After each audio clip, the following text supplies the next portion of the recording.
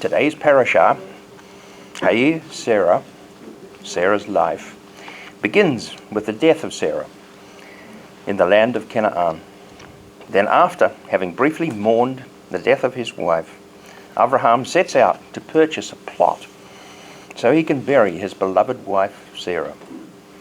The rest of chapter 23, then focuses on the purchase of the cave at Machpelah and, of course, the surrounding field.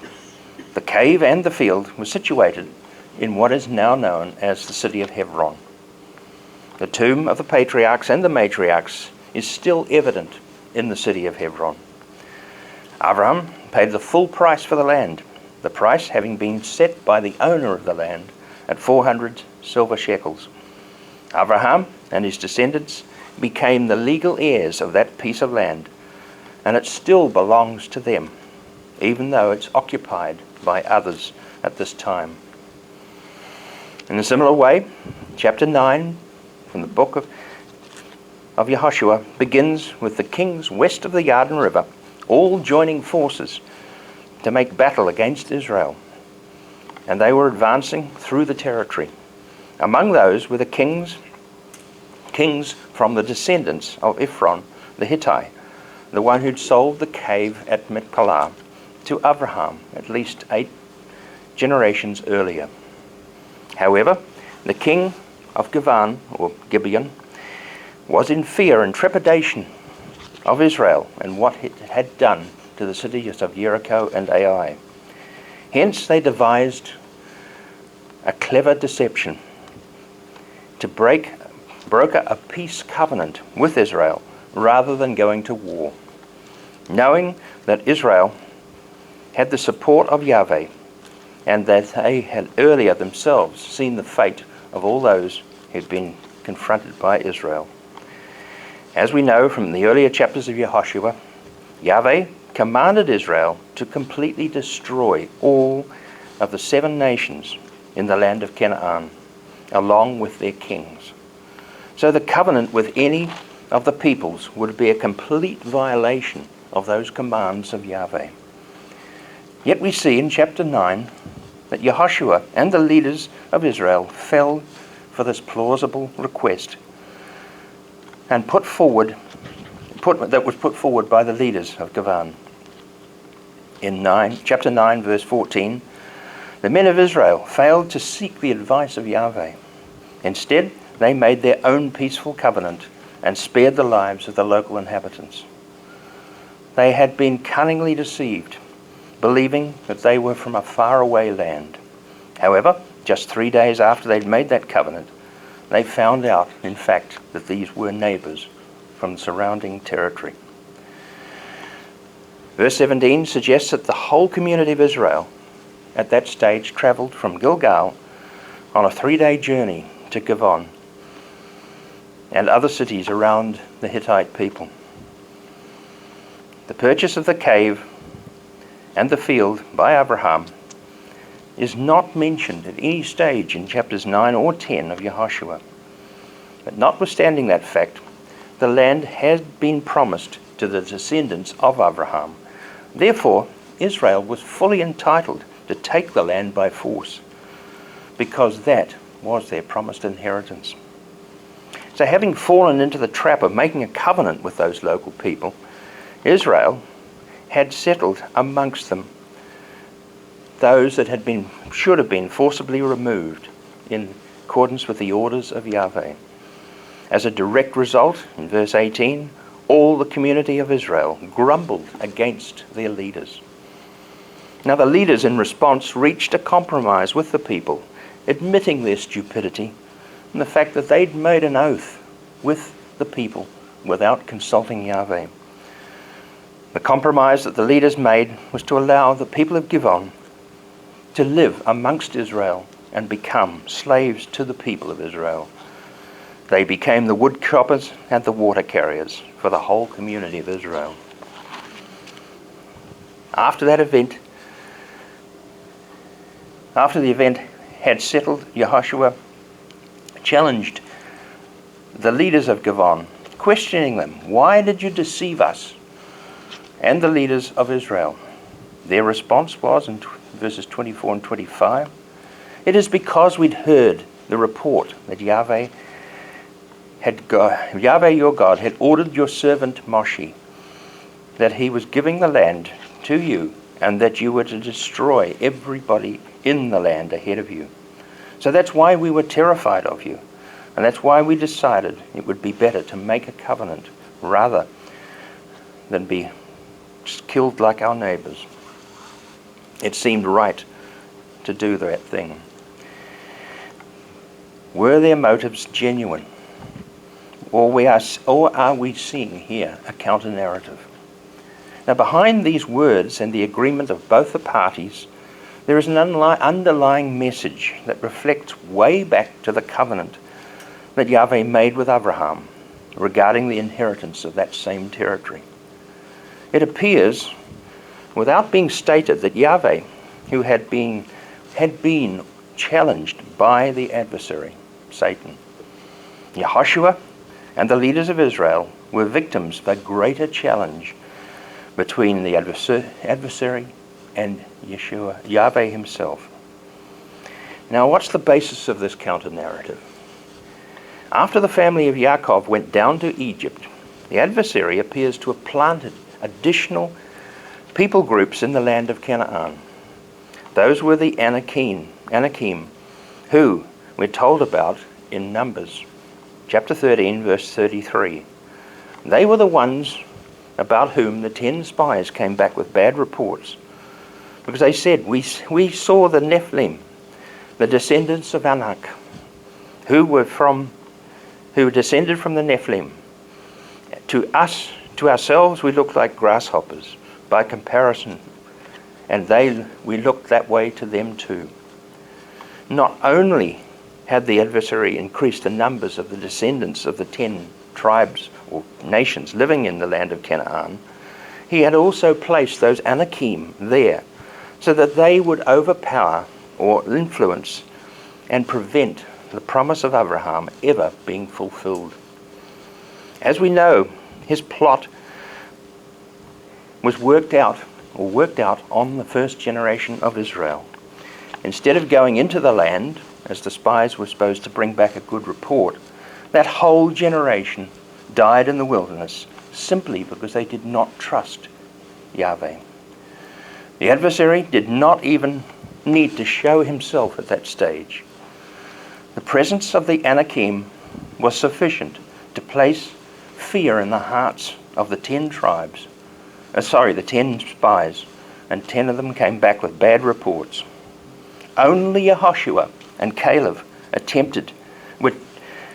rejected the attempts of the adversary to deflect Israel away from taking control of the land.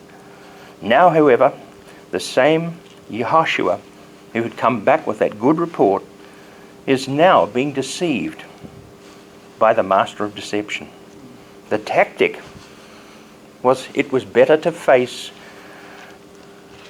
the people of Gibeon with a covenant to Israel rather than to try and battle it out. However, what the adversary had always failed to acknowledge is that Yahweh is the tangible expression of God of the universe. And the edict that he had personally made as Yahweh God back in Bereshit chapter 3 verses 14 and 15 would never fail.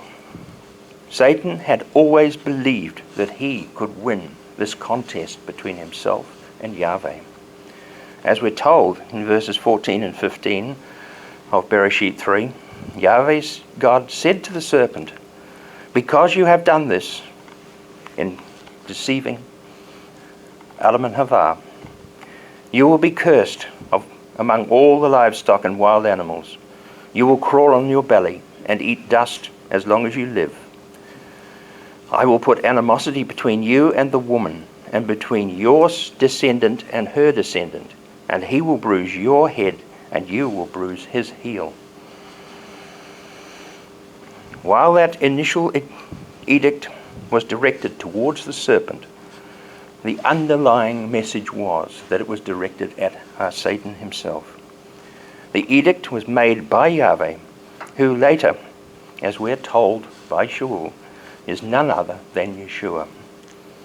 So the animosity that would develop between the serpent and the woman is the same animosity that has been extended down through every generation on both sides.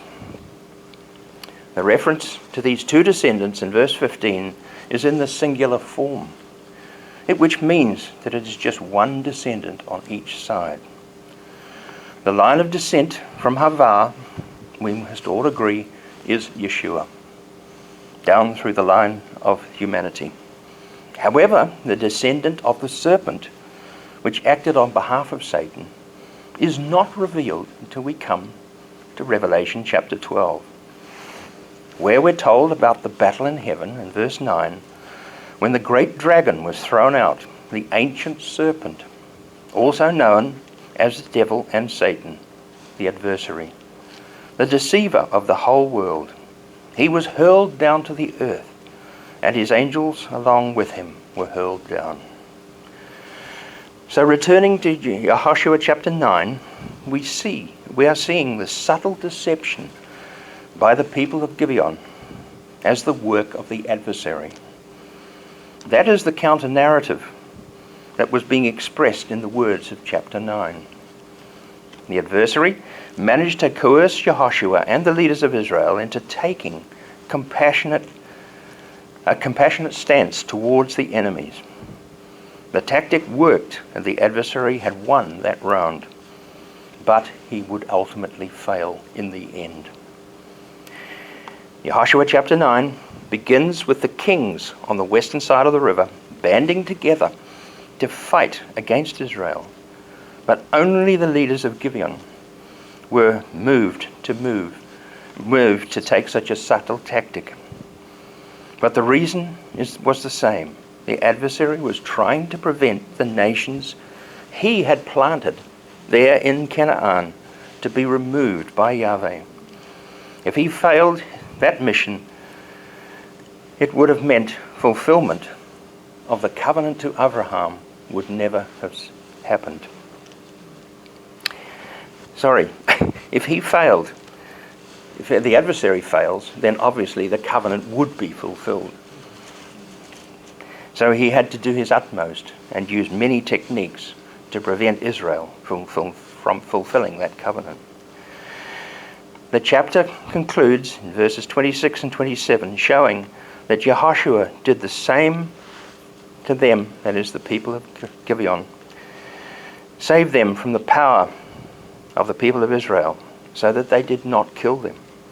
But he did on that same day make them choppers of wood and drawers of water for the community and for the whole altar of Yahweh in the place which he would choose, and they remained as so to this day. Yhoshua and the leaders of Israel, standing by the oath they had made in the presence of Yahweh, also fulfilled the prophecy that Noah had made regarding his grandson Canaan, that he would be a servant of Shem. So that prophecy was beginning to be fulfilled. And let's move on to Yhoshua chapter 10. In this chapter, details of the conquest of the rest of the southern part of the land of Canaan are revealed. It appears that the adversary had coerced the southern kings to unite as one force to march against the city of Gibeon. Having failed to prevent Israel from advancing further into the territory, it appears he had again resorted to force as being the only means by which to overpower Yhoshua. As Gibeon had become slaves of Israel, a new tactic needed to restore control of the region.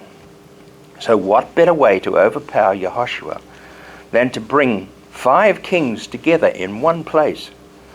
If that strategy worked, it would bring Yhoshua and all Israel of fighting men to one place, to Gibeon. The adversary would be able to wipe out all the fighting men of Israel in just one battle. Good ploy. But in verse 8, Yahweh says to Yhoshua, "Don't be afraid of them, for I have handed them over to you. Not one of their men will stand against you." Now Yahweh did not say to Yhoshua would win the conflict, but it would be won in the way that the city of Jericho had been won. Doubtless, Yhoshua had confidence in what Yahweh was saying, and that he would provide the victory. So having marched all night from Gilgal to Gibeon, he advanced on the 5 kings, taking them completely by surprise at dawn. In verse 10, Yahweh threw them into complete confusion before Israel and defeated them with great slaughter in Gibeon, pursuing them along the road that goes up to Beit Horon and beating them back to Azekah and all the way to Mechkedah. Once again, Yahweh invoked the forces of nature against Jehoshua's enemies. As they were fleeing from the men of Israel, Yahweh brought down upon the 5 kings a hail of stones. More died from the falling stones than were actually killed by the swords of Israel. Now, what happened next has been the source of much debate.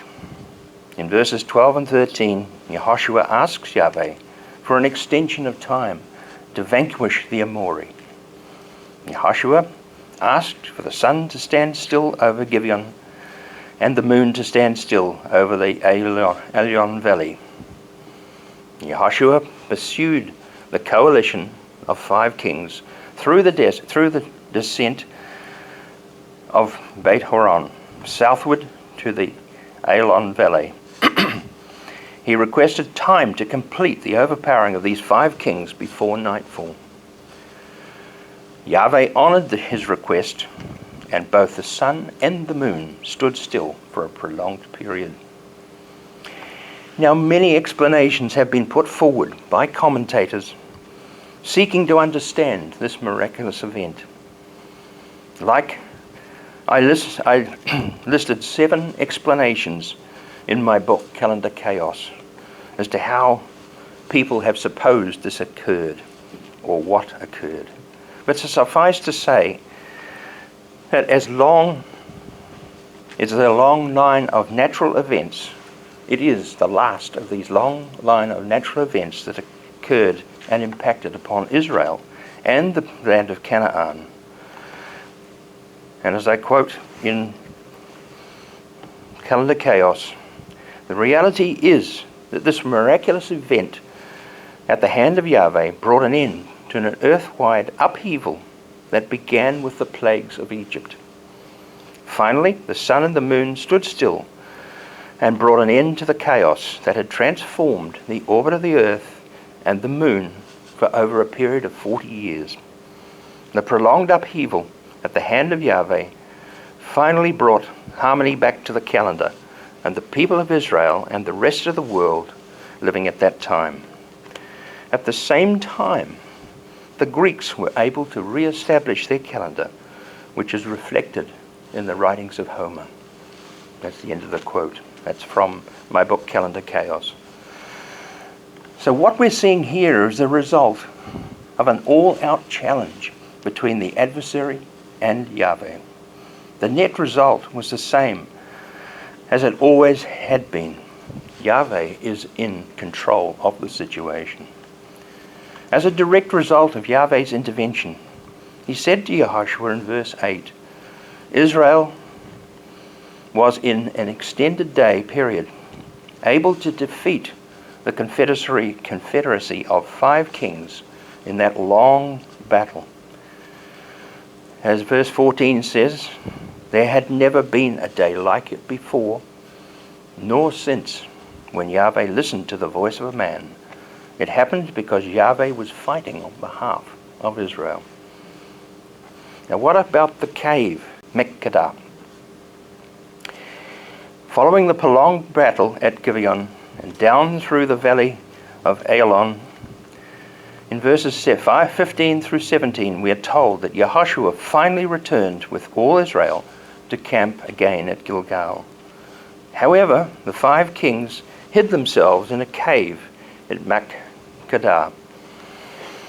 Upon hearing the news that the 5 kings had concealed themselves, Yhoshua sent out orders to close the mouth of the cave with a heavy stone and keep it guarded.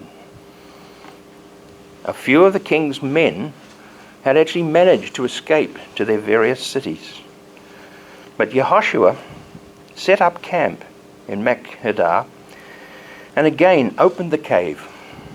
His men took the 5 kings out and brought them to Yhoshua, who commanded the commanders to put their feet on the necks of the kings. Then in verse 25, Yhoshua said to the men, "Don't be afraid or confused, but be strong and be bold, because this is what Yahweh will do to all your enemies that fight against you." And with that, Yhoshua killed all 5 kings, hanged them on trees until evening that day, then put their bodies in the same cave, and then sealed the mouth of the cave, and it became their tomb, even to this day. So if you can put up that slide for me. Thank you. The rest of chapter 10, as shown here on this slide, is devoted to the list of conquests that followed, as we read. Having killed the kings from each of those 6 Amorite cities, Yhoshua set about destroying everything in the surrounding cities and towns, starting at Makkedah. He then moved to Livnah and then on to Lachish, where he pitched his tent and fought against it. Yahweh handed over to Israel all that he had captured on the 2nd day. But the king Horam, the king of Giza, came up to Lachish. So Yhoshua attacked him and his people, and no one was left with him. Yhoshua went on from there to Eglon, and then to Hebron, and finally turned back to Tver and fought against it. The chapter ends in verses 40 to 43 with the following narrative. Yhoshua attacked all the land, the hills of the Negev, the Shephelah, the mountain slopes, and all their kings, and left none, but completely destroyed everything that breathed. Yahweh, the God of Israel, had ordered this be done. Yhoshua attacked from Kadesh Barnea all the way to Gaza, and the land of Goshen as far as Gibeon. Yhoshua captured all the kings and their land at the same time, because Yahweh, the God of Israel, had fought on behalf of Israel. Then Yhoshua returned with all of Israel behind him and camped at Gilgal. That was the vanquishing of the southern part of Israel.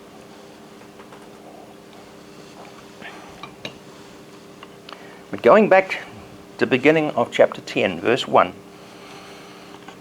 Adoni-Zedek, we see he is the king of Jerusalem at that time. Who was Adoni-Zedek? In verse 4, we're told he rounds up the other 4 kings into a confederacy.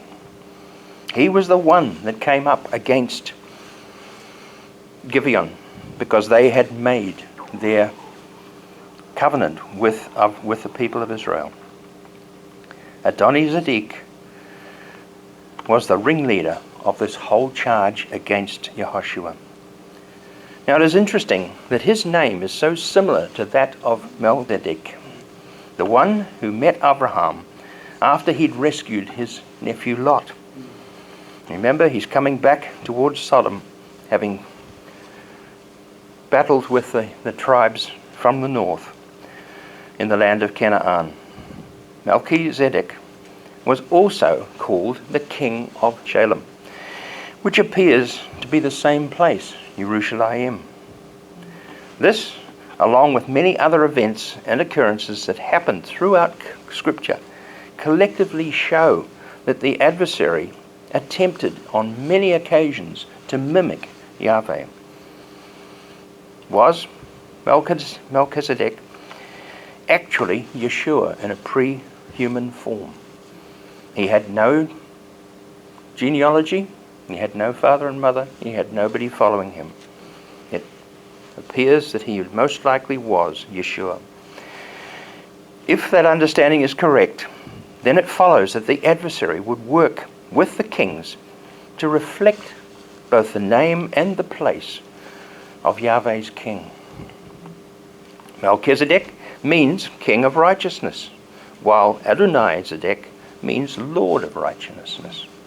Very close, but not the same. So close and yet so far. That is how the adversary worked all the way through Scripture. Now, many people who read the primary narrative of these two chapters in Yhoshua accuse Yahweh of being a bloodthirsty God who kills all who stand in the way of his people. While that may appear to be true, the underlying counter-narrative, which we have considered, shows a much deeper significance and justification for what Yahweh was doing. He had ordered Yhoshua to destroy all the peoples of the Amori. They, along with the other nations residing in the promised land, were planted there by Satan the adversary, in direct opposition to Yahweh as the God of Israel. So what is the future for the adversary? As we saw earlier, Satan never revealed himself, although through the time Israel dwelt in the land of promise, the adversary taunted Yahweh constantly about his people. As we see many times throughout the book of Yhoshua, the adversary is always contesting the right of God's people, Israel, to have access to that land. But because of the covenantal arrangement made with Abraham, this battle would continue, because the adversary was doing everything in his power to prevent that covenantal promise from being fulfilled. It was not until the day Yeshua ascended to heaven on the day of Bikurim in 30 CE that Satan finally was cast down from heaven, away from the presence of Yahweh, away from the presence of God. However, by the time he knew his days were numbered, and the original edict that we considered before, made in the Garden of Eden, would finally be brought to completion. Yet there still remains much disruption to be done by the adversary before his final demise. As we read in Revelation 12:7-9, on the day of Bikurim, he was thrown out of heaven for the last time. Yet in verse 10, it says, "Now has come God's victory and power and kingship and authority of his Messiah, because the accuser of our brothers, who accuses them day and night before God, has been thrown out." But that was far from the end of Satan's struggle against Yahweh, whom of course is also Yeshua. As the narrative continues in verses 13 and 17, Satan exposed himself as the dragon and broadened his focus from attempts to destroy Israel to also encompassing the first century Messianic community. As we see in those verses, it says, "When the dragon saw that he had been hurled down to the earth, he went in pursuit of the woman who had given birth to the male child." And in verse 17, the dragon was infuriated over the woman and went off to fight the rest of her children, those who obey God's commands and bear witness to Yeshua. So we see from these two verses that he has always continued to pursue Israel as and of course the rest of the woman's children. But he's also focused on those who bear witness to Yhoshua himself. So we have the people of Israel whom he's taunted and chased, and he's also focused on the Messianic community. So what about Yhoshua and the 1,000 years? Satan, having manifested himself as the dragon, we read in chapter 20 of Revelation, verses 1 to 3, that one, the adversary, is thrown into the abyss, and during the 1,000-year reign of Yhoshua, he will be chained. Only after the restoration of mankind is complete, the adversary will be finally let loose in verses 7 through 9, and he will again deceive the nations, bringing them against God's people, Israel, and of course against the city that God loves, Jerusalem. However, we are told that the final deception will be short-lived and will culminate in the eternal demise of Satan the adversary, because he will be thrown into the lake of fire forever and ever. And the final and ultimate destruction that will fulfill the words of Yahweh, as it said in Bereshit chapter 3 verse 15, when Yahweh said about the adversary, he will bruise you in the head. So Yhoshua will have the ultimate result for Satan. He will bruise him in the head. So Yhoshua will finally put Satan out of action for eternity.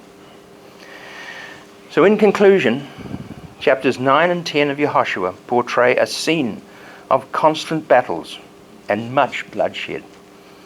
But we have seen this is all came about because the adversary, Satan, was determined to thwart the covenant of Yahweh, which he had made with Abraham 470 years earlier. The absence of the patriarch and the family of Yaakov, in their absence, the adversary had taken the opportunity to populate the land of Canaan, not only with 10 godless nations, but also the Anakim, who were the race of people that embodied the demonic spirits, having survived the flood of Noah. It was further told to Abraham that when his descendants returned, all the Amori and the other nations in the land would be ripe for punishment. So Satan and his cohort were well aware what would occur when Yhoshua and Israel came to take possession of the land of Canaan. We also saw how the deception on the part of the adversary was used as a ploy to soften Yahweh's stance against the people of Givon. But even that failed because Yhoshua turned the Gibeonites into slaves of Israel. So having finally destroyed the 5 kings and their subjects in the southern territories, as we see on the screen, Yhoshua was able to settle victoriously into Gilgal before being confronted with an onslaught from the northern confederation of kings, which we'll consider in the next 2 chapters. Finally, we saw how the adversary continued to struggle against Yahweh by constantly bringing forces against Israel. That struggle continued until Yhoshua was given full authority in heaven and on earth at the time when he presented himself to his Father following his resurrection. While he did not bring an end to the rulership of Satan at that time, he confined his efforts to the vicinity of the earth for a period between Yeshua's first coming and his second. Then, of course, he will be chained. He will be unable to rule while Yhoshua is reigning and ruling for 1,000 years. Then at the end, of course, he will be let loose again, once again to deceive the masses and turn them against God's people, Israel. The ones that join with him will be thrown into the lake of fire forever and ever. So all this stands as a constant warning to us that it is only by the grace of Yahweh that we who trust in Yeshua can claim to be followers of Yeshua. And it's only while we remain faithful we know that we will be called eventually to be sons of God alongside our older brother Yeshua, and we will reign with him. Shabbat Shalom.